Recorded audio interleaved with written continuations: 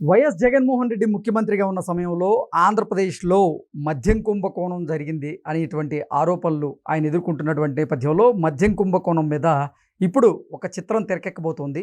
ఆ చిత్రానికి సంబంధించినటువంటి ట్రైలర్ కూడా సోషల్ మీడియా మాధ్యమాల్లో ఇప్పుడు చక్కర్లు కొడుతూ ఉంది. ఈ నేపథ్యంలోనే ఈ సినిమాలో అసలు ఏం చూపించబోతున్నారు అనే దాని మీద మనం పూర్తి స్థాయిలో విశ్లేషణ చేసుకుందాం. ప్రస్తుతం మనతో పాటున్నారు జనసేన పార్టీ రాష్ట్ర అధికార ప్రతినిధి కుసుంపూడి శ్రీనివాస్ గారు. సార్తో మాట్లాడదాం.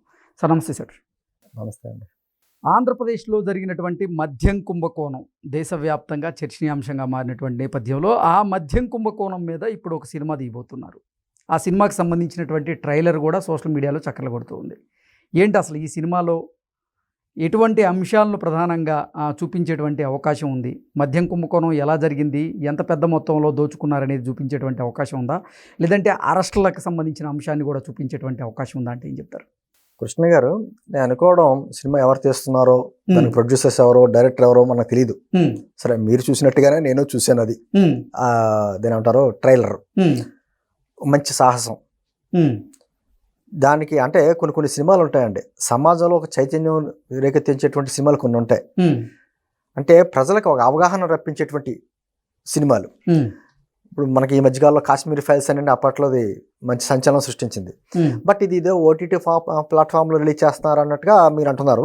బట్ అది సినిమాగా తీసుకుంటుంటే ఇంకా ఎక్కువగా ప్రజల్లోకి వెళ్తుంది.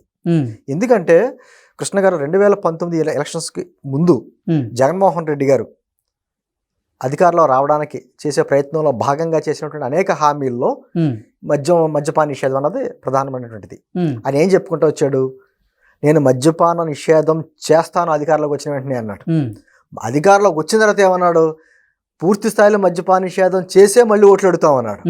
అన్న వ్యక్తి 2019-24 మధ్యన కేవలం మద్యంతో ఎటువంటి వ్యాపారం చేశాడు అన్నది ఈ రోజున మనం జరుగుతున్న వరుస అరెస్టులన్నీ తెలుస్తున్నాయి.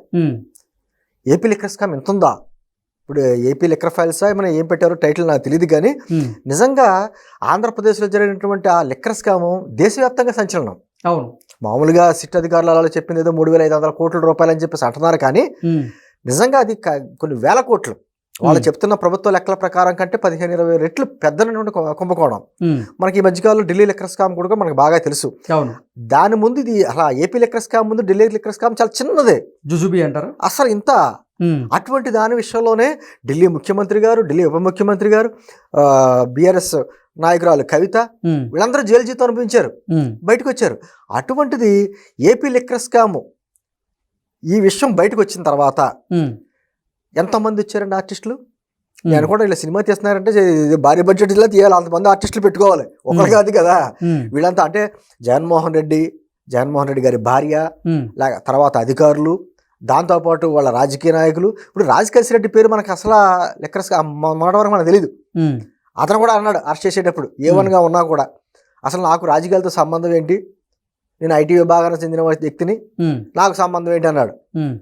అతను వచ్చి ఇప్పుడు జైల్లో ఉన్నాడు. అతను ఏమన్నాం అక్కడి నుంచి మొదలుపెట్టి రాజకీయ నాయకులు జరిగినటువంటి మొట్టమొదటి అరెస్ట్ చెవిరెడ్డి భాస్కర్ రెడ్డి గారి దగ్గర నుంచి కానించి, తర్వాత భాస్కర్ రెడ్డి గారు అనుచరుడు వెంకటేష్ నాయుడు గారి నుంచి, లేకపోతే జగన్మోహన్ రెడ్డి గారు పక్కనే తిరిగినటువంటి ఓఎస్టీ కృష్ణమోహన్ రెడ్డి కానీ, లేదా అధికారులు వాసుదేవరెడ్డి కానీ, ధనుంజయ రెడ్డి లాంటి వ్యక్తి కానీ, ఒకళ్ళు కాదు, ఎంపీ మిథున్ రెడ్డి గారు ఆల్రెడీ జైల్లో ఉన్నాడు. ఆయన వీళ్ళందరూ కూడా మొట్టమొదటిగా చెప్పిన మాట ఏంటంటే, మాకు సంబంధం ఏంటి, అది ప్రభుత్వం తీసుకున్నటువంటి నిర్ణయం, ఆ నిర్ణయాల్లో అధికారులు ప్రభుత్వం కలిసి తీసుకుంటుంది, మాకేంటి అన్నారు. ఆఖరికి జగన్మోహన్ రెడ్డి గారు కూడా మిథున్ రెడ్డి గారి విషయంలో ఏమన్నాడు, ఆయన ఎక్కడో ఢిల్లీలో ఉంటాడు. ముందుగా మిథున్ రెడ్డి గారు కూడా అదే మాట చెప్పాడు, నాకు సంబంధం ఏంటి, నేను ఎక్కడో ఢిల్లీలో ఉంటానని. అదే మాట మీద జగన్మోహన్ రెడ్డి గారు కూడా చెప్పారు. ఏంటంటే ఇవన్నీ తీసుకుంటే అంటే నాకు తెలిసి ఒక సినిమాలో ఎలా సరిపోతుంది, నా డౌట్ ఏంటి, ఒక సిరీస్లో తీస్తే ఏమైనా ఒక 7-8 పార్ట్లైనా తక్కువలో లెక్కేసుకుంటే వస్తుంది. అటువంటిది ఒక సినిమాలాగా తీయాలంటే అది కూడా ఛాలెంజే, చాలా క్లుప్తంగా తీసుకుంటూ రావాలి. అసలు ఆ భారతీయ సిమెంట్లకు సంబంధించిన గోవిందప్ప గారు ఆ పాత్ర, భారతీయ సిమెంట్, ఈ లిక్కర్కి సిమెంట్కి ఉన్న బంధం ఏంటి, బాంధవ్యాలు ఏంటి, ఎవరెవరు తెర వెనుకున్నారు, అసలు అన్ని వేళ్ళు కూడా ఏమన్నారు. నారాయణ స్వామి గారిని మొన్న అప్పట్లో ఉన్నటువంటి ఎక్సైజ్ మినిస్టర్ గారిని మొన్న ఈ మధ్యకాలంలో ఆయన కూడా ఎంక్వైరీ చేశారు కదా, ఆయన కూడా ప్రశ్నలకు సమాధానం చెప్పాడు, పై వాళ్ళు చెప్పినట్టు ప్రకారం చేశారు. ఆ పై వాళ్ళు ఎవరు? అన్నీ కూడా వేళ్ళు తాడేపల్లి ప్యాలెస్ వైపు చూపిస్తున్నాయి. మరి ప్యాలెస్ వైపు చూపిస్తున్నప్పుడు మరి ఎండింగ్ ఏ విధంగా తీసుకొస్తారు? ఎందుకంటే ఇప్పుడు ఇంకా సిట్టు విచారణ జరుగుతుంది, రోజుకో కొత్త ఆర్టిస్టులు చాలా మంది వస్తున్నారు, ఆల్రెడీ 40 మంది పైబడ్డారు. చివరాఖరి అందరూ కూడా ఫైనల్ ఎవరు కింగ్ పిన్ ఎవరైతే ఉన్నారని చూపిస్తున్నారో మరి ఆ కింగ్ పిన్ అరెస్ట్ ఇంకా జరగలేదు. మరి సినిమాల్లోని ఎండింగ్ పార్ట్ ఎలా చూపిస్తారనేది ఇప్పుడు మనం చూడాలి. ఎందుకంటే ఆ ఫైనల్ అదే కదా, శుభం కార్డు పడుతుందా లేకపోతే దీనికి పార్ట్ 2 ఉంటుందా, ఇన్ని రకాలుగా ఉంటుంది కదా. పార్ట్ 2లో మిగతా భాగం అంతా ఆ కింగ్ పిన్ అరెస్ట్ చేయడం అనేది చూపిస్తారా? ఎందుకంటున్నానంటే ఇది కేవలం లిక్కర్ స్కామ్ అంటే ఏదో డబ్బులకు సంబంధించి తక్కువ రేటు ఎక్కువ రేటు అమ్ముకుంటాలో లావాదేవీలే కాకుండా అనేకమైనటువంటి మిలితమే ఉన్నాయి. ఒకటి, ప్రజల ఆరోగ్యం మీద పడినటువంటి ప్రభావం. ఎన్ని లక్షల మంది ఆ చీప్ లిక్కర్ తాగి అనారోగ్యం పాలయ్యారు. ఈ విషయాలు తీసుకోవాలి. అదేవిధంగా ఆ లిక్కర్కి సంబంధించినటువంటి షాపుల్లో కేవలం డిజిటల్ ట్రాన్సాక్షన్స్ మానేసి క్యాష్ ట్రాన్సాక్షన్స్ మాత్రమే చేశారు చూసారా, ఆ సబ్జెక్టు తీసుకోవాలి. తర్వాత వీళ్ళు తీసుకెళ్లి సినిమాలు తీశారు కదండి వీళ్ళు, సినిమా పరిశ్రమల్లో లేకపోతే బంగారం రూపంలో పెట్టుకున్న పెట్టుబడులు కావచ్చు, లేకపోతే దుబాయ్లో ఒక మాఫియా గ్యాంగ్ లాగా ఒక అపార్ట్మెంట్లో సిట్టింగ్లు కావచ్చు, మళ్ళీ హైదరాబాద్లో కూర్చుని చేసినటువంటి లావాదేవీలు కావచ్చు. ఒకటి కాదు, చాలా పార్ట్లు ఉన్నాయి. ఈ పార్టుల్లో మరి ఎన్ని పార్ట్లు ఎంత దగ్గరగా తీసుకొస్తారో మన డైరెక్టర్ గారికి మంచి ఛాలెంజ్గా ఉంటుంది ఇది. ఎందుకంటే ఇప్పటికే కూడా ఆ ప్రభావం ఉంది ప్రజల మీద. మామూలు మాట్లాడితే జగన్మోహన్ రెడ్డి గారు ఏమంటాడంటే ఆరోగ్యశ్రీ పథకంలో కొత్త జబ్బులన్నీ చేర్చామంటాడు. అనారోగ్యం పాలవడానికి కారణం కూడా నువ్వే కదా. అనారోగ్యం పాలు చేసింది నువ్వే, మళ్ళీ ఆరోగ్యశ్రీ పథకం డబ్బులు ఇస్తానని చెప్పేసి నువ్వే. ఉదయాన్నే 11 రూపాయలు డబ్బులు వేయడం, సాయంత్రం మధ్య రూపాయలు డబ్బులు ఆడుకుంటాం. ఇదే కదా చేసింది ఇది. ఈ రోజుకి వాటిని సరిదిద్దుకునే ప్రయత్నం, ఆ తప్పుని మళ్ళీ కప్పిపుచ్చుకునే ప్రయత్నం మేము చాలా చట్టబద్ధంగా చేసాం, ప్రభుత్వం ఆధీనంలో తీసుకుని చేసాం. మరి ఆ ప్రభుత్వ ఆధీనంలో తీసుకుంటే మరి ఈ లిక్కర్ స్కామ్లో దొరికింది ఎంత, క్యాష్ కూడా దొరికింది, క్యాష్ కూడా సీజ్ చేశారు కదా, ఆ వీడియోస్ కూడా బయటకు వచ్చినాయి ఆ క్యాష్ అన్నది. ఇవన్నీ కూడా మరి ఆ సినిమాలో చూపించాలి. అంటే ఒకటండి, ఏదైనా కూడా ఇది ఆ భారతదేశంలోని అతిపెద్ద కుంభకోణం, కొన్ని వేల కోట్ల రూపాయలు మిళితమైనటువంటి సంబంధించినటువంటి కుంభకోణం. ఇంకా ఫైనల్ అరెస్టులు జరగలేదు. మరి ఈ సమయంలో మరి ప్రొడ్యూసర్ గారు తీసినటువంటి ఉద్దేశం ఏదైనా కూడా నిజంగా ప్రజలకు అవసరమైనటువంటిది.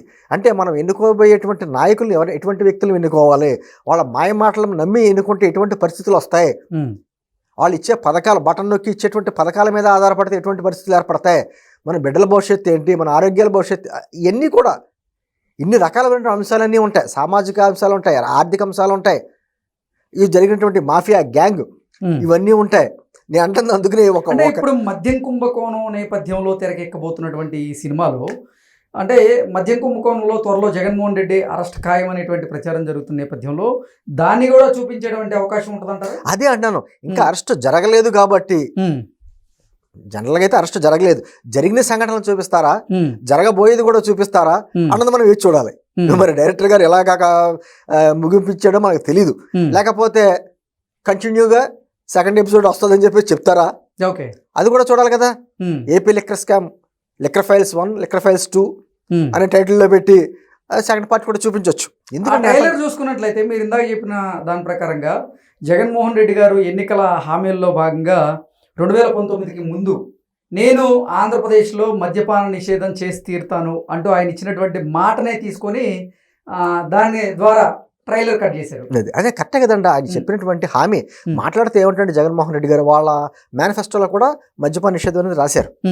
ఆయన మాట్లాడితే ఏమంటాడు, నేను పెట్టినటువంటి 2 పేజీలు ఆ మేనిఫెస్టో బైబుల్, ఖురాన్, భగవద్గీత అంటాడు.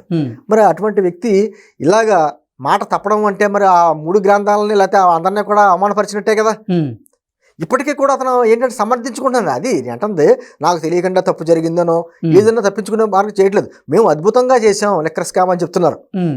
అంటే అఫీషియల్గా అక్కడ బ్రావరేజ్ ఆ కంపెనీ తయారీ కానించి ఈ షాపులకు వచ్చిన లిక్కర్తో కాకుండా అన్అఫీషియల్గా వచ్చింది ఎంత, కొన్ని వేల కోట్లు. వాటికి బిల్స్ ఉండవు, వే బిల్స్ ఏముండవు. అటువంటిది అతి పెద్ద కుంభకోణం కదా. అంటే ఇంకా పాత్రదారులు ఇంకా వస్తున్నారు కదా. అందుకని నేను అనుకోవడం అయితే దీనికి ముగింపు లేకుండా క్వశ్చన్ మార్క్ పెట్టి మళ్ళీ సెకండ్ పార్ట్కి వేచి చూస్తారేమో.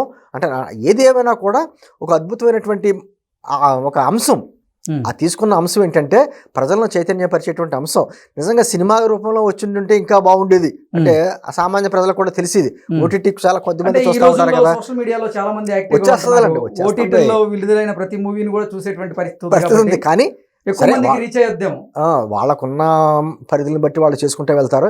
కానీ ఏదేమైనా కూడా ఖచ్చితంగా చూడాలి ఏం జరిగింది. కొంతమంది ఏమంటారంటే నమ్ముతున్నారు, వాళ్ళకి వైఎస్ఆర్ కాంగ్రెస్ పార్టీ వారికి సంబంధించినటువంటి పేపర్లు కావచ్చు, వాళ్ళకి సంబంధించినటువంటి ఈ అనలిస్టులు కావచ్చు, చెప్తున్నటువంటి అబద్ధాలను కొంతమంది నమ్ముతారు. 1% 2% ఉంటారు కదా, వాళ్ళకు కూడా కనువిప్పు కలగాలంటే వాస్తవాలతో పాటు తీయవలసిన అవసరం ఉంది.